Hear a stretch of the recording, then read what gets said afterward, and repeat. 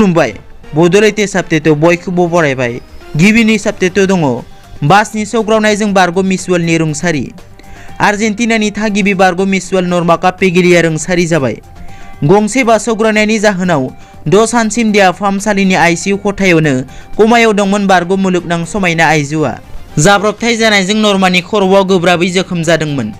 रुंसारि जानाय समाव बिनि बैसोआ 81 बोसोर जाबायमोन। मख'नो गोनांदि 1960 मायथाइयाव जेब्ला बियो 21 बोसोर बैसोल' जादोंमोन अब्लानो बियो मुलुगनां समायना आइजो महरै देरहानो हादोंमोन। नैथियाव दङ एपिएससि आनजादाव सा 7 बर' फरायसानि जाफुंसार। 2018-19 मायथाइयाव खुंजानाय आसाम पाब्लिक सार्भिस कमिशनार आनजादनि फिथाइखौ मैया फोसावबाय।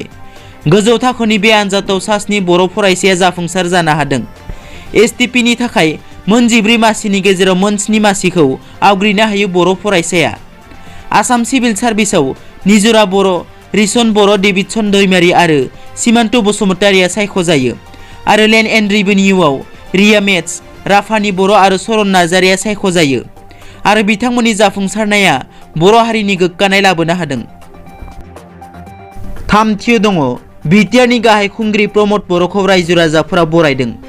मैया फुंनि 10 रिंगानिफ्राय खुंफुंनाय फ्ल'र टेस्टआव इउपिपिएल, बिजेपि आरो जिएसपि दोला सा 2 देरहासारनो हानाय बिजाथिफोरखौ सदनाव दिन्थिफुंनो हानानै देरहासार जायो।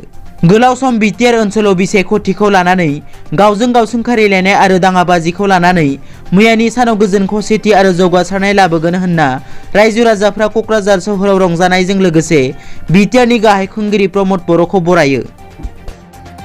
ब्रैथियाव दङ फैगौ 15 जानुवारियाव बिटिआरनिफ्राय गामि दानख'नाय आरो सुसननायनि जोबथा सान।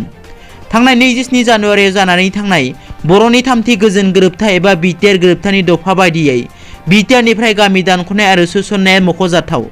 दफा नं 3.1 बादियै बर' मैखोम थानाय गामिफोरखौ बिटिआरआव सोसननांगौ आरो बर' नङै गामि एबा जायफोर गामिफोरा 6 केजेलआव गोग्लैया बेफोर गामिफोरखौ दानख'नो थाखाय दफायाव मख'नाय दं। फोसावथाइलायाव मख'नाय बादियै बिटिआरआव गामि दानख'नाय आरो सुसननायनि थाखाय दोलो एबा आफादफोरा फैगौ 2021 मायथाइनि 15 जानुवारिसिम बोसोन एबा दाबि खालामनो हागोन। दानिया बोथोरनि खौरां।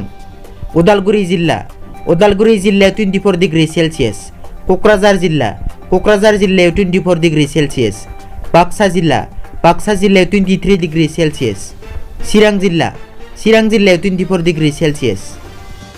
दिनैनि रादाबा एसेनोसै। नोंथांमोना जुदि आंनि चेनेलखौ दासिमबो साबस्क्राइब खालामाखै अन्नानै साबस्क्राइब खालाम। गोजोन्थों।